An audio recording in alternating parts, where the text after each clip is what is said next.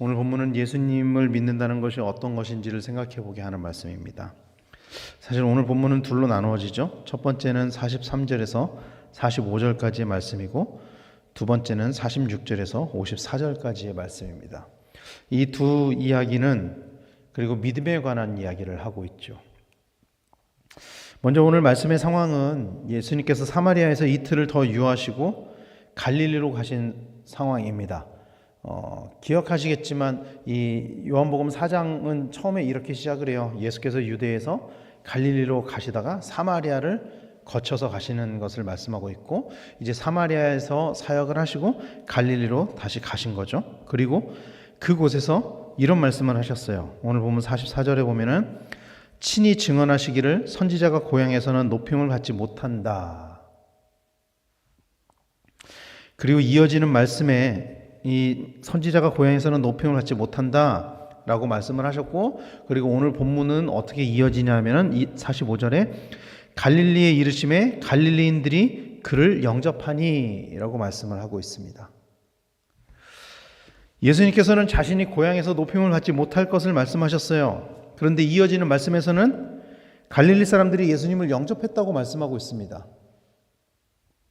좀 모순처럼 느껴지죠. 이 말씀이 뭔가 잘못된 말씀처럼 느껴지죠. 요한복음에서는 분명히 예수님께서 사람의 마음속을 아신다 이렇게 말씀을 하셨거든요. 그런데 갈릴리 사람들의 마음은 알지 못했을까요, 예수님이? 요한복음에는 기록되지 않았지만 이 말씀을 다른 상황에서도 하신 것이 다른 복음서에서도 기록이 되어져 있어요. 특히 누가복음의 말씀을 보면은 이렇게 기록을 하고 있어요. 제가 이제 읽어드릴 이 말씀은 예수님이 공생애를 시작하시면서 회당에서 말씀을 가르치시는 장면입니다. 그리고 아마도 성서학자들의 이 연구에 의하면은 요한복음의 오늘 본문의 말씀에서 얼마 지나지 않아 하신 말씀으로 추정이 돼요. 누가복음 4장 24절부터의 말씀인데 이렇게 말씀을 해요. 또 이르시되 내가 진실로 너에게 이르노니 선지자가 고향에서는 환영을 받는 자가 없느니라. 내가 참으로 너에게 이르노니 엘리야 시대에 하늘이 3년 6개월간 닫히어 온 땅에 큰 흉년이 들었을 때에 이스라엘에 많은 과부가 있었으되 엘리야가 그중 한 사람에게도 보내심을 받지 않고 오직 시돈 땅에 있는 사렙다의 한 과부에게 뿐이었으며 또 선지자 엘리사 때에 이스라엘에 많은 나병 환자가 있었으되 그 중에 한 사람도 깨끗함을 얻지 못하고 오직 수리아 사람 나아만 뿐이었느니라. 회당에 있는 자들이 이것을 듣고 다 크게 화가 나서 일어나 동네 밖으로 쫓아내어 그 동네가 건설된 산 낭떠러지까지 끌고 가서 밀쳐 떨어뜨리고자 하되 예수께서 그들 가운데로 지나서 가시니라. 이 어떤 말씀이냐면 이런 말씀이에요. 선지자가 고향에서는 환영을 받지 못한다라는 말씀을 요한복음에서도 말씀하셨지만 누가복음에서도 이 말씀을 하신 기록이 있어요. 그리고 예수님께서 이 말씀을 하시고 그 다음에 어떤 예시를 들었냐면은 사렙다 과부 그리고 나아만의 이야기를 든 거예요. 그러자 회당에 있던 사람들이 화가 난 거예요. 왜냐하면 왜 화가 났을까요? 이 말씀은 결국에는 엘리야와 엘리사의 예언을 듣지 않았던 유대인들에게는 구원이 이루어지지 않았고 오히려 사렙다 과부 또 나아만 다 이방인들이잖아요. 말씀을 받아들인 선지자의 말씀을 들었던 이방인들에게는 구원이 이루어졌다라는 것을 말씀하고 있는 거거든요. 이 말씀은. 그러니까 유대인들에게 있어서 이보다 더 모멸적인 발언은 없는 거예요. 왜냐하면 유대인들은 스스로 이렇게 생각했단 말이에요. 구원은 우리에게만 있다. 하나님은 우리만 구원하신다. 하나님은 우리만의 하나님이다. 이렇기 때문에 이 예수님의 말씀은 굉장히 모멸적인 말씀이었습니다. 그들의 입장에서 보면은. 그래서 그들이 화가 나서 예수님을 낭떠러지까지 끌고 가가지고 예수님을 밀어 떨어뜨리려고 그랬던 거예요. 그러면 왜 예수님이 이런 말씀을 하셨느냐 하는 거죠. 왜? 오늘 본문은 예수님이 똑같은 말씀을 하셨는데 갈릴리 사람들이 예수님을 영접했다라고 말씀했잖아요. 그런데 그 영접했다는 말씀 이후에는 그들이 예수님을 영접한 이유가 나와요. 45절 말씀에 후반부에 보면 이는 자기들도 명절에 갔다가 예수께서 명절 중 예루살렘에서 하신 모든 일을 보았음이니라. 예수께서 명절 중에 예루살렘에서 하신 일을 보았기 때문이라고 말씀하고 있어요. 예수님도 그렇지만 갈릴리 사람들도 유대인의 그 풍습에 따라서 율법에 따라서 명절이 되면 성전에 올라갔단 말이죠. 그리고 그곳에서 예수님을 본 거예요. 예수, 우리 동네에 사는 사람인데. 그러면 예수님이 성전에서 뭘 하셨었죠? 가장 먼저는 성전 정화 사건이 있었죠. 그리고 그 이후 성전 정화 사건 이후에 일어난 일을 여러분 기억하십니까? 요한복음 2장 23절에서는 이렇게 말씀을 해요. 6월절에 예수께서 예루살렘에 계시니 많은 사람이 그의 행하시는 표적을 보고 그의 이름을 믿었으나. 갈릴리 사람들 또한 명절에 예수님과 같이 예루살렘에 갔었고 그곳에서 예수님이 행하시는 표적을 봤었던 거예요. 표적을 봤다는 거예요. 그런 이유로 갈릴리 사람들이 예수님을 영접한 거예요. 저 사람이 예루살렘에서 하는 표적을 우리가 봤어. 우리가 저 사람을 영접해야 되겠다. 그들이 예수님을 영접한 이유는 표적이었습니다. 표적이었어요. 예수님은 일관되게 표적을 보고 믿으면 안 된다라고 말씀하고 있어요. 그거는 진짜 믿음이 아니라고 말씀하고 있어요. 그리고 오늘 후반부 말씀에서 그래서 예수님께서 이렇게 말씀하시잖아요. 48절 말씀에 보면 예수께서 이르시되 너희는 표적과 기사를 보지 못하면 도무지 믿지 아니하리라. 이 말씀은 갈릴리 가나에서 하신 말씀입니다. 갈릴리 가나 하면은 물이 포도주가 된 사건. 그리고 이곳에서 또 왕의 신하의 그 아들을 고쳐달라는 그 요청이 있었던 거예요. 그러니까 예수님이 그곳에서 갈릴리 사람들이 예수님을 영접하였지만 예수님은 그들이 왜 예수님을 영접하는지를 알고 있는 거예요. 예루살렘에서 표적을 본 사람들, 또 갈릴리 가나에서 물이 포도주가 된 사건.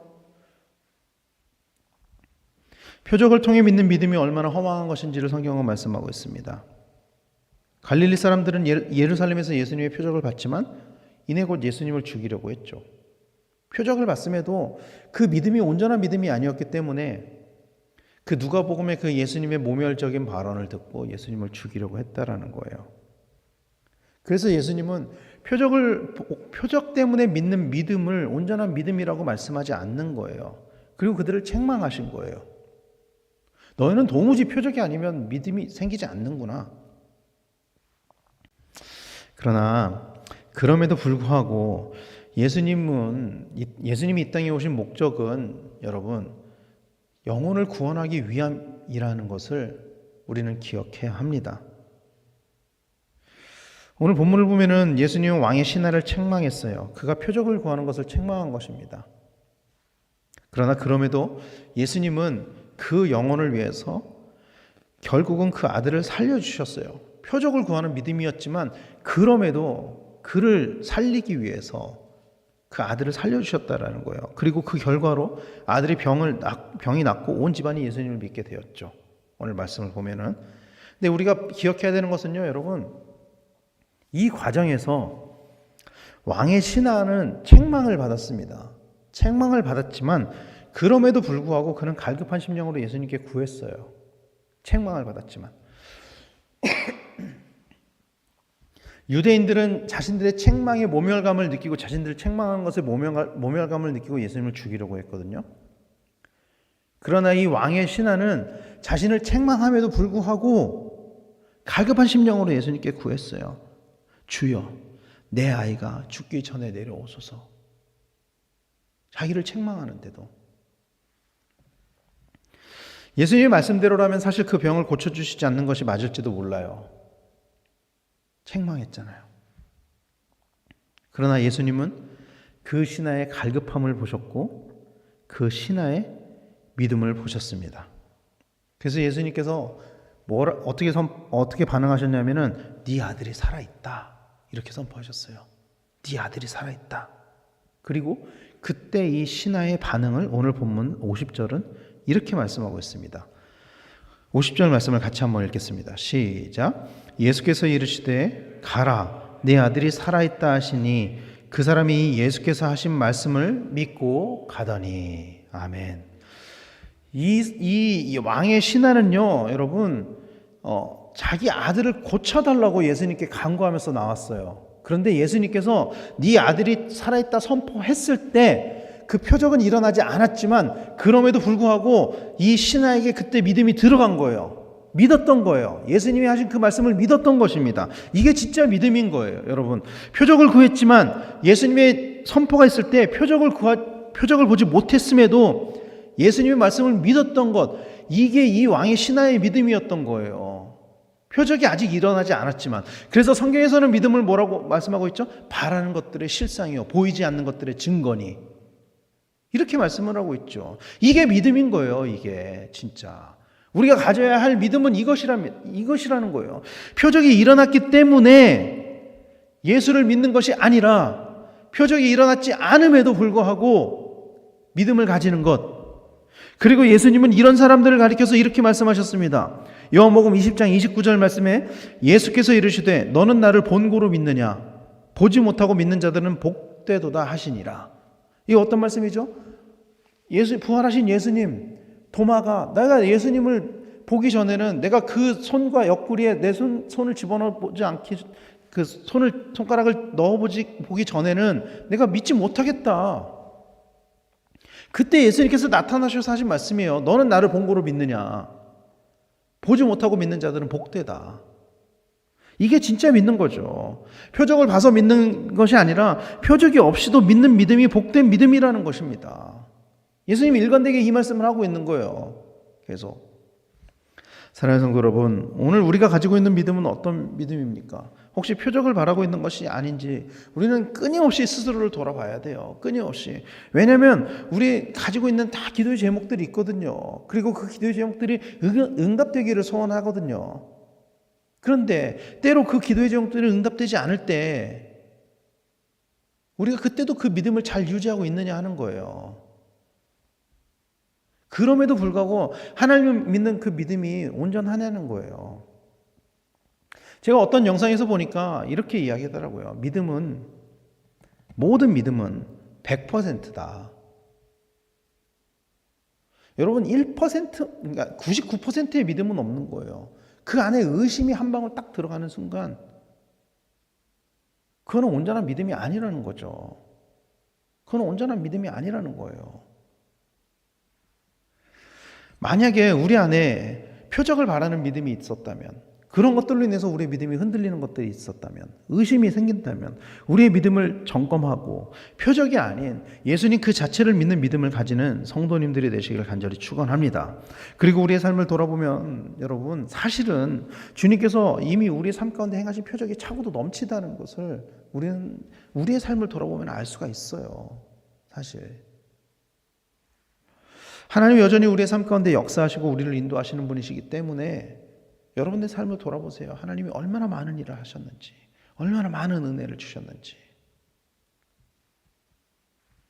우리가 구하는 표적이 아니라 우리 삶 가운데 하나님이 하신 일을 바라보시는 성도님들이 되시길 바랍니다. 여전히 내 삶 가운데 역사하신 하나님, 여전히 살아계신 하나님, 그 하나님을 바라보시는 성도님들이 되시길 바랍니다. 오늘도 살아계신 그 하나님을 믿으며 그 안에서 복된 믿음을 가지는, 보지 않고도 믿는 그 믿음, 그 복된 믿음을 가지는 성도님들이 되시길 바랍니다. 그래서 상황과 환경을 뛰어넘는 그 히브리서에 나오는 믿음은 바라는 것들이 실상이요 보이지 않는 것들의 증거니, 그러면서 믿음의 조상들을 쭉 나열하잖아요. 쭉 나열하잖아요.